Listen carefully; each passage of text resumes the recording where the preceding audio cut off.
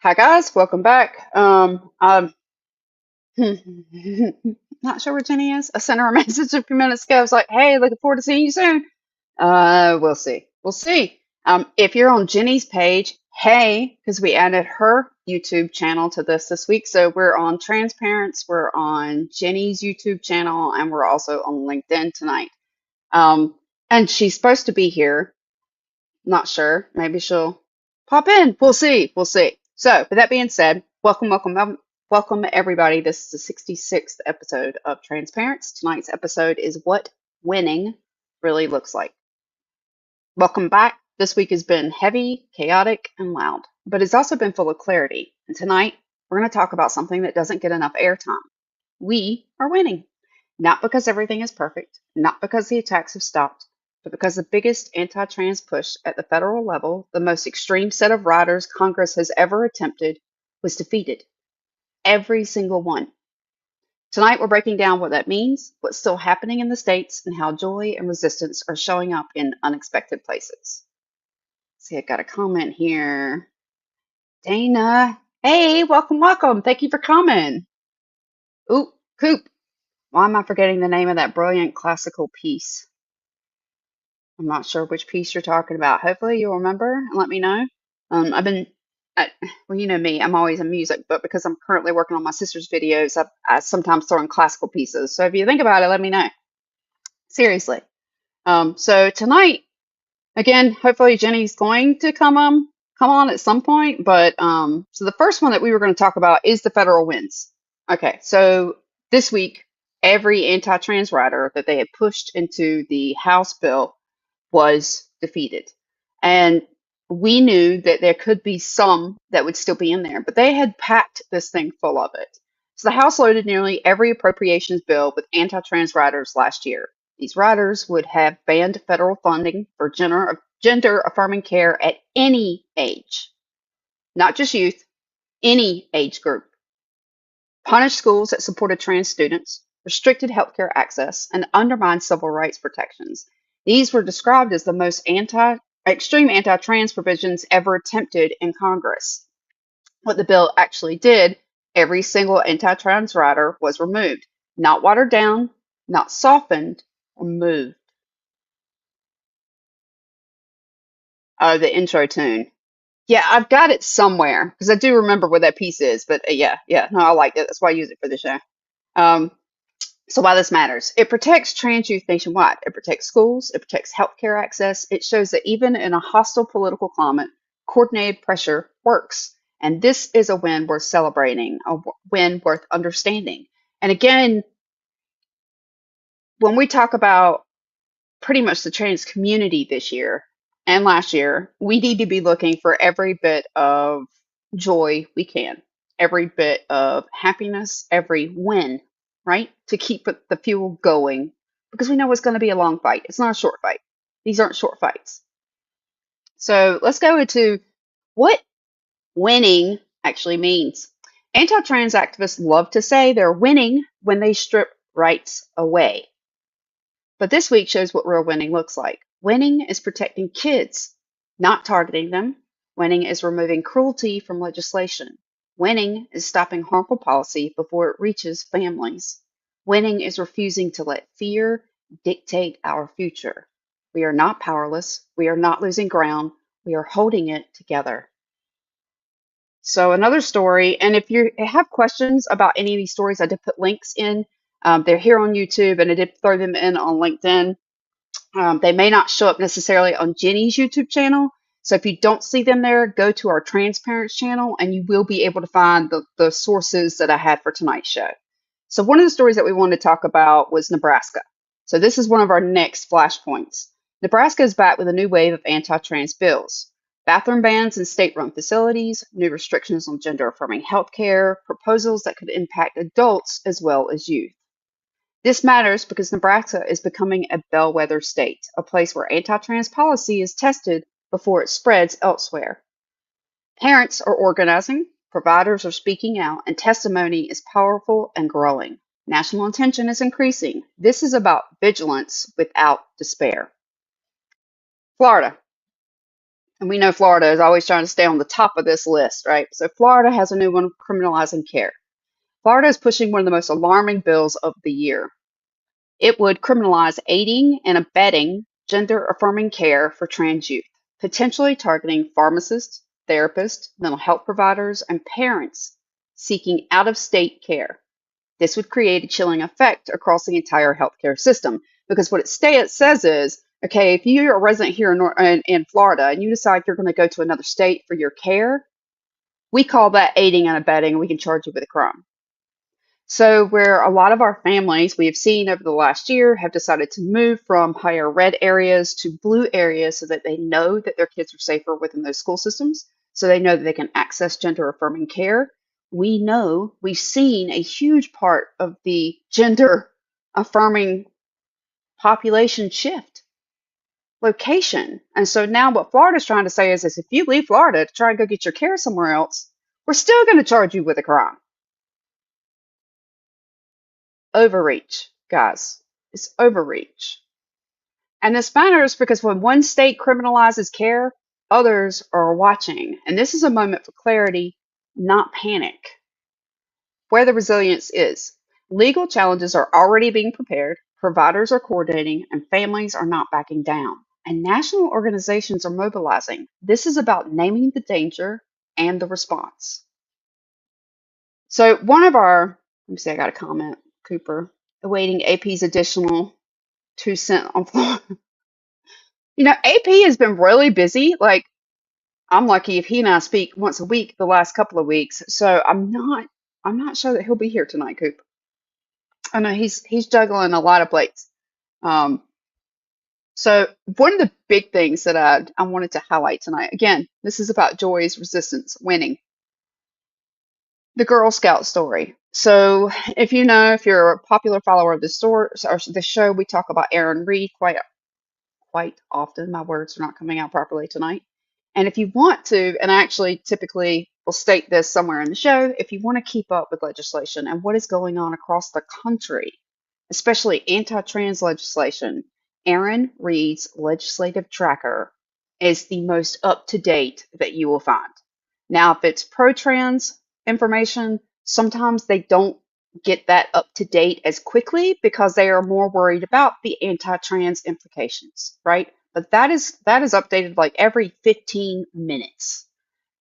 Everywhere it's at, no matter where it's at in the court, no matter where it's at in Congress, she's on top of it. Her and her team, they are always on top of it. So if there's anything that you ever want to track with these, that's one of the best places for me that I go to go get my resources for.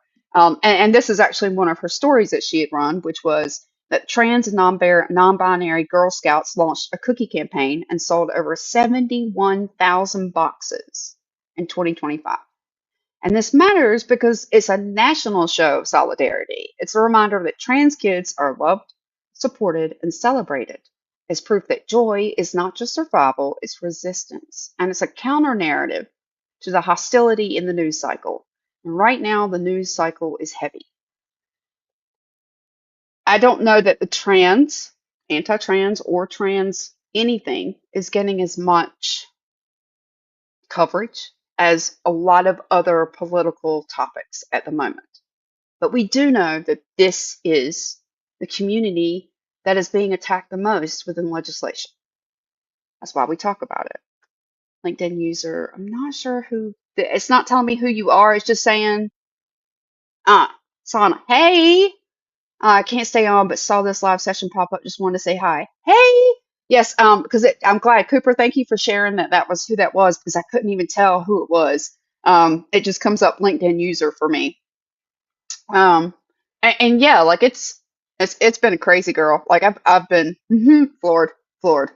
But yeah, as far as like the Girl Scout cookies, like I think this is a big thing because it says that nationally there are people behind you. And it's not just nationally. This is a huge organization, the Girl Scouts.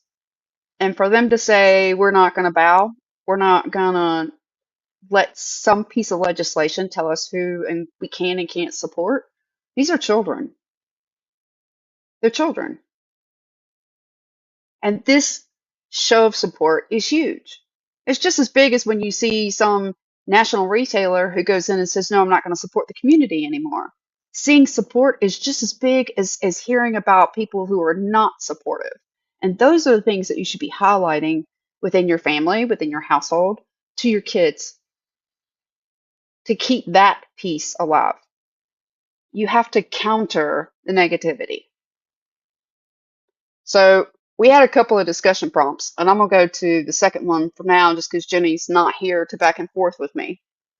So how do we distinguish responsible vigilance from fear-based thinking? If you look at vigilance, vigilance equals awareness, fear equals panic. Vigilance looks at patterns, fear looks at catastrophizing everything. Vigilance is action. Fear tends to be paralysis. Vigilance is in community. Fear leads us to isolation. Vigilance is about protecting our kids. Fear only scares them. And so I wanted to go into like a subsection of this because it's very important right now because parents are understandably on the edge. But when we're on the edge, our children pick up on that emotion. If we're in fear, they're going to pick up on that fear and they're going to become scared or more scared than they already were. So let's talk about some of this. Helping our children navigate fear without absorbing it. Kids are sponges. They pick up on tone, tension, and the emotional climate around them long before they understand the politics behind it. When the world feels hostile, children, especially trans and gender diverse youth, may internalize fear in ways that look like withdrawal, irritability, hypervigilance, catastrophizing, shutting down, and assuming the worst. Right? They avoid. They don't want to know about it. Like, what? Nope. I can't deal with it anymore. These are little indicators that your kid is getting too much information, right? Or too much negative information, and that maybe you should sit down with them and talk about whatever is triggering them at the moment. Master Yoda, uh-oh. Fear leads to anger, anger leads to hate, hate leads to suffering. Perfect example, Cooper. Perfect example. Okay, so some of the things that parents can do is hold space for this moment with your children without amplifying that fear. Validate the feeling, but not the fear. We can say things like, it makes sense that you feel scared. A lot is happening right now. Or your feelings are real and valid, and you're not alone in them. Validation opens the door for them to talk about what's going on. Reassurance walks them through it. Offer clarity without overwhelm. Kids don't need the full political landscape. They need the truth in digestible pieces. Some adults are making harmful decisions and many others are fighting back. That's an example. You're safe with me and I will always protect you. It's a big one in my house. Or there are so many people working every day to make sure you have a future where you can be yourself. This keeps them informed without drowning them in a lot of extra information. And this depends on the age of your child, right? And the curiosity of your child. If your child is a curious kid who wants to be more involved, nurture that as long as it's not leading to more anxiety.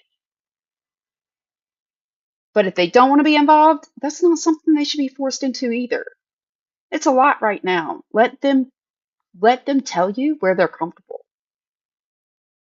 Model groundedness. Children regulate through us. If they speak from or if we speak from panic, they will absorb that panic. If we speak from clarity, they absorb clarity. We can model calm breathing, steady tone, naming your own feelings without spiraling, and showing them what grounded vigilance looks like. Now, this is helpful in regulating. I will also tell you that we also had something in my house called the round table growing up, where my kids were able to come to the table, and no matter what that feeling was, anxiety, anger, disgust, you name it, depression, they could name it. And if they use a louder voice, if they needed to slam their fist on a table, those things were allowed because we were in a controlled environment where I knew that they were just letting their feelings out. And sometimes our children just need a space to vent, to let it out, to let it go. It doesn't do any good if they hold on to it. So while I agree with this, we need the steady tone, the calm breathing. There are times where it's okay for our kids to get a little animated, right?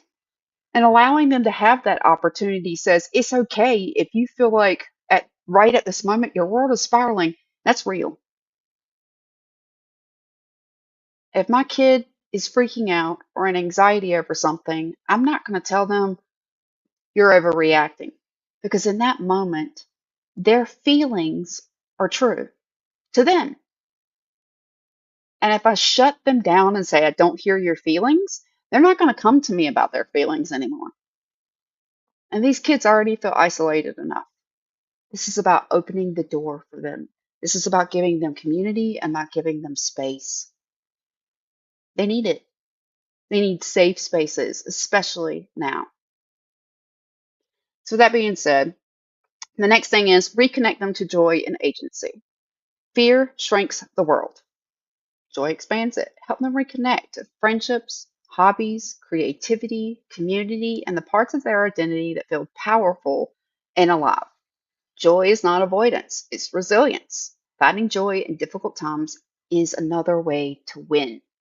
So, whether it be my kid was into art, so we occasionally went to art exhibits, or we lived near a major art museum, and or not major, but for the state art museum, and so we would go to the grounds and walk the grounds for new exhibits that had come out.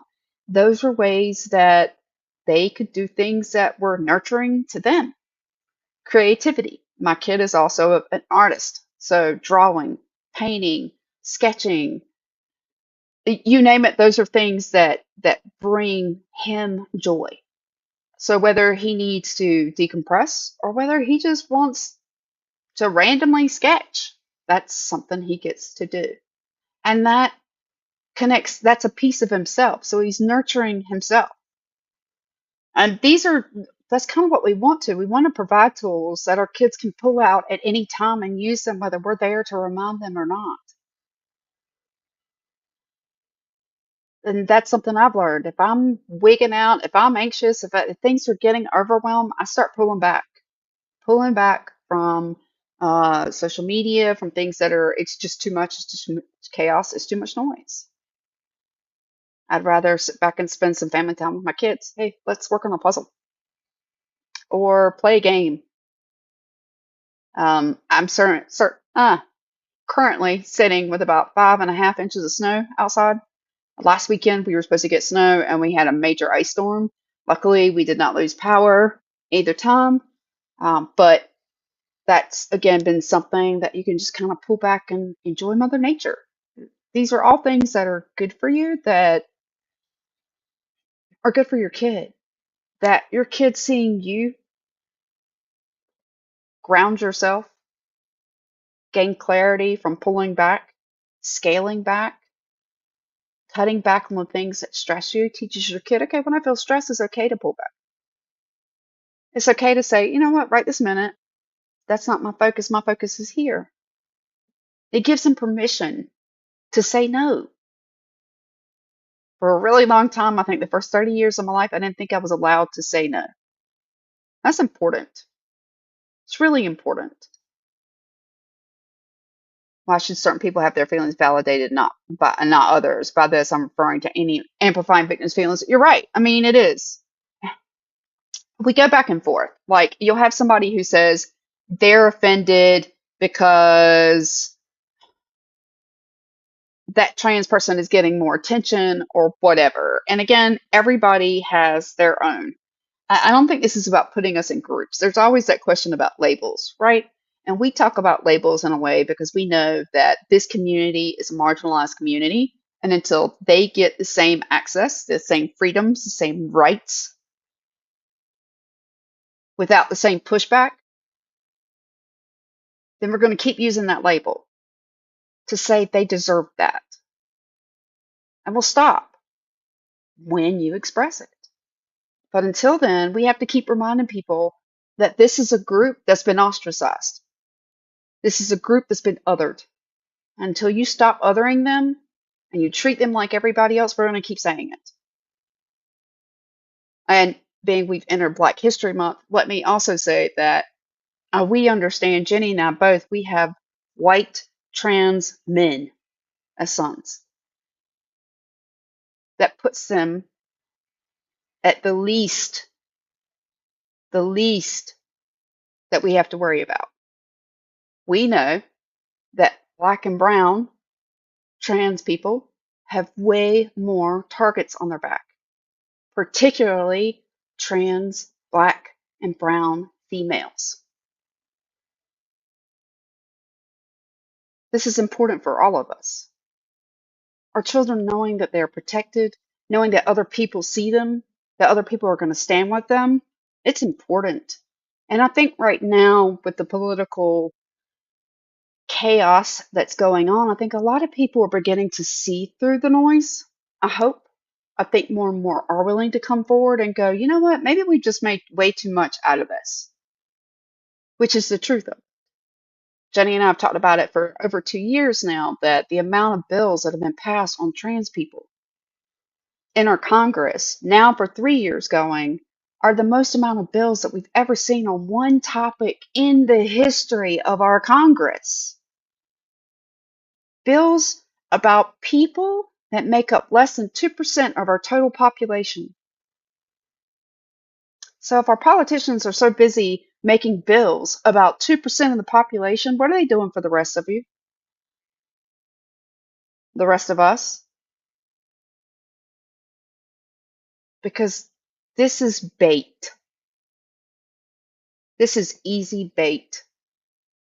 Because what they're doing in the background is stripping people's rights.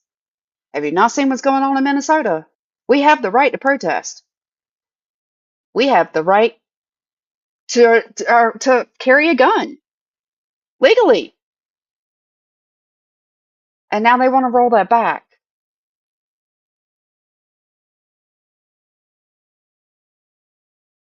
We need to be really, really careful, because when you start taking away rights from some, that means they're coming for the rest of us. And that's why Jenni and I speak out, because we're not going to do it. Still no snow in your area this season. Cooper, we are in an area that just doesn't get a lot of snow. And in fact, back east, like East Coast, where I'm from, my family members, like the people in the town that I'm from, woke up. The measurements there today I'm seeing are anywhere from 14 to 24 inches, depending on where you're at. And this is an area that we get a trace a year, if that. So everybody's frozen down there. I mean, frozen. And luckily, like I said, we got 5 inches of snow here. That's still going to keep us, because the temps are so cold and they're going to be so frigid for a while. We probably won't move. Like, school's already canceled for tomorrow. It's remote learning on Tuesday and possibly a 2-hour delay on Wednesday already. And that is projected because our temps are so low, it's just not going to go anywhere, even if it was just 5 inches. So, oh, Jeffrey, thank you. Thank you. Martin Nehemiah poem it does. It does. It has so many references lately. There are so many references. No matter what you're talking about, if you allow them to come for some, they're going to keep coming. If you allow and you don't say anything, oh, that doesn't affect me. It does. Whether you believe it or not, it does. Down the road, it certainly will, and it certainly will affect your children, especially if you've got a kid like mine and Jenni's who's trans, or within any of the gender spectrum. You're running. We're all waiting, at times with bated breath, and that's kind of why I wanted to remind you that you could be vigilant, but you don't have to. You don't have to sit back in fear. I'm not. I refuse. That's just kind of how I am. Does that mean that my child is always that way? No, but I do think it helps him that I'm not freaking out. If I lived in a state like Florida, would that change? Would that be different? That's a possibility. But I don't know. I don't live in Florida. I live in North Carolina, and I can only deal with or tell you my experiences here, where I'm at, what we've dealt with. Um, and yeah, that is the big one right now is do things that help ground your kid, that help connect your kid with being calm, with celebrating who they are. Joy, as I said, joy is resilience. Join the resistance, won't you? Come over here. We have cookies. Isn't that what they always say? Uh, Remind them that they are not responsible for fixing the world. Here's another one. Children often internalize the idea that their identity is the cause of the conflict. Let me read that again. Children often internalize the idea that their identity is the cause of conflict. Can you imagine being a 5-year-old or a 9-year-old and thinking, looking at what's going on in the world on TV, how people speak about the trans community and feeling safe and not feeling like they might be part of the problem when they're not? The lack of acceptance is the problem. The lack of being a human being, the lack of empathy is the problem, not the child. This is where we've gotten this wrong. Really, really wrong. We know that this population is one of the highest sets of kids with mental health disorders, with suicidal ideation, with unaliving themselves, with homelessness, with substance abuse disorders. And a lot of that can be avoided with support at home, with support from their communities, with support from their schools, with support to getting access for health care, which, depending on the age, sometimes is just therapy or wearing the clothes you want to wear, being called by the name and using the pronouns you choose. It doesn't hurt someone if you use a different pronoun for your child, no matter how much pushback they give you. If they can change the Gulf of Mexico to the Gulf of America and not have a problem with that, they can change a pronoun. Cooper. The people with 500 million cookies tell the person with one cookie that someone without a cookie will steal their cookie. Yes, that.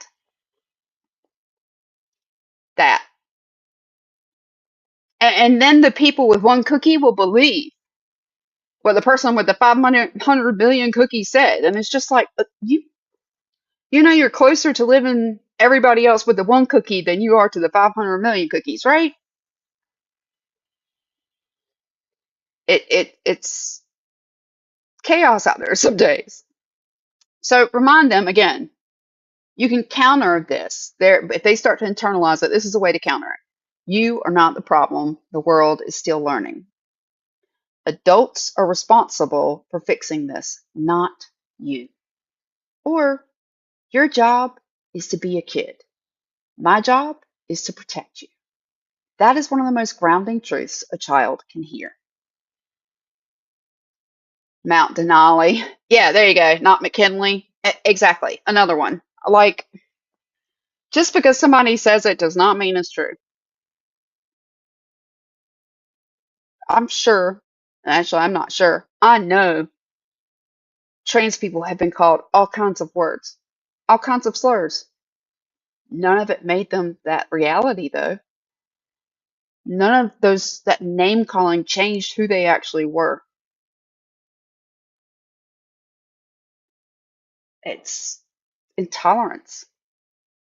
That's what it is. It's intolerance. So let me look at the other topic because I don't have Jenny here, guys. When she's not here to run off of, I talk rather fast. So like I'm knocking my episodes out in like 30 minutes versus the hour because she's not here to feed off of. Um, So one of the other things that I had noticed was just to kind of pull back in what we had talked about last week, which was looking at the parallels we see between early authoritarian movements and today's rhetoric. And that can be another way to kind of show your kid um, that A, this has been done before. B, after a lot of atrocity and harm, good did come out on the other side of it. Now, are we trying to repeat that playbook? I'm certainly not. I know some politicians would like to. But the difference between now and then is we have books about what happened then. We couldn't see in real time what was going on. Today, for the most part, most people have some sort of smartphone.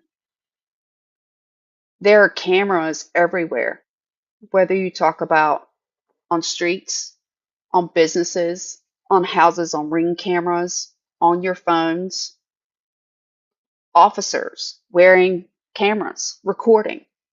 We have information being recorded from angles tenfold what we used to. And yet somehow we're repeating steps that were made early on in the 1930s, even though we still have those smartphones.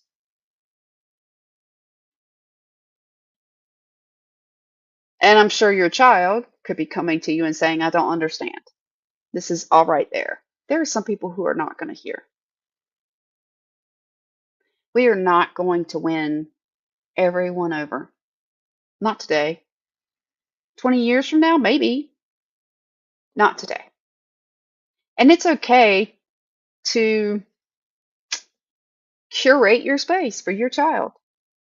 Family members who are supportive, friends who are supportive, community leaders who are supportive. And if you're in, say, a church, right? Or some kind of community group, after school activities, whatever it is, and you start to get pushback as a parent about your child, find your child a safer space. That's what you can do to help them. Because right now, that's what your kid needs most. Safety. Safety and love. Unfortunately, this is not a quick win. We're going to have to keep pushing. We're going to have to keep calling it out. We're going to have to keep standing up. But I remind you, be Simone Biles. Come off that podium and lock your knees like a goat.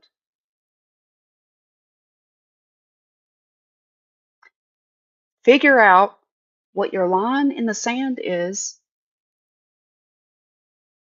for your kid, how much you're willing to say, what you're willing to do, and stand firm on it. Don't backslide. I'll, I will give you one piece of information, a little insight. If you backslide, your kid is not going to trust you. If you bend to what society wants and put your your boss's point of view, your relative's point of view, or beliefs above your child's truth, your child is not going to trust you.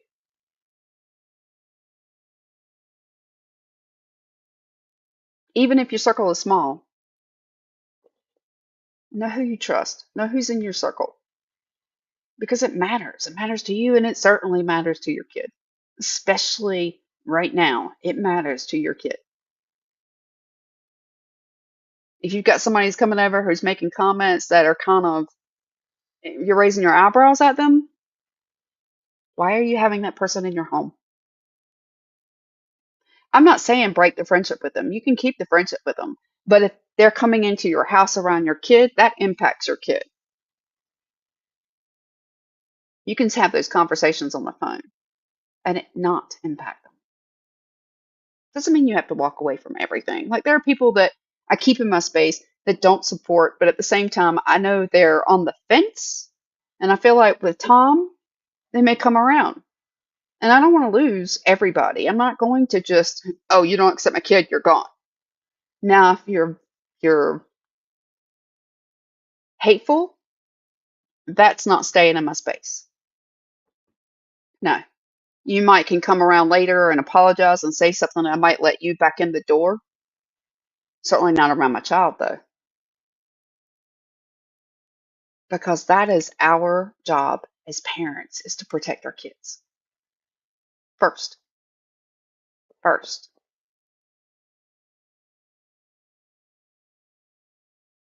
And granted, we have adults, but again, uh, for Jenny and I both, like our kids really didn't kind of figure it out till they were adults. That's okay.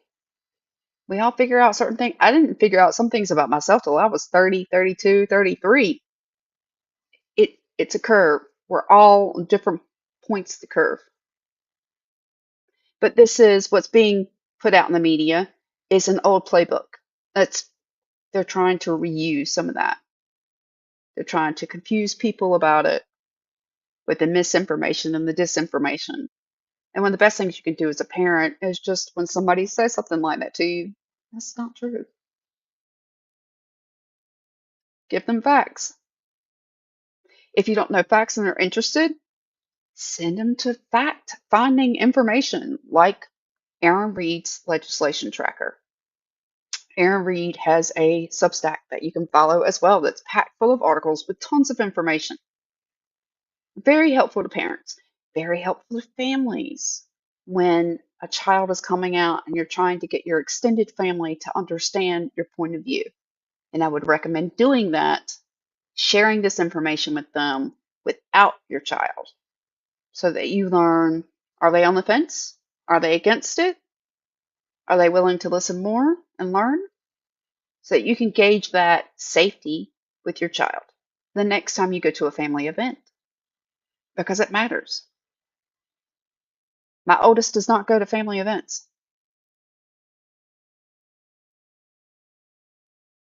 There's no need.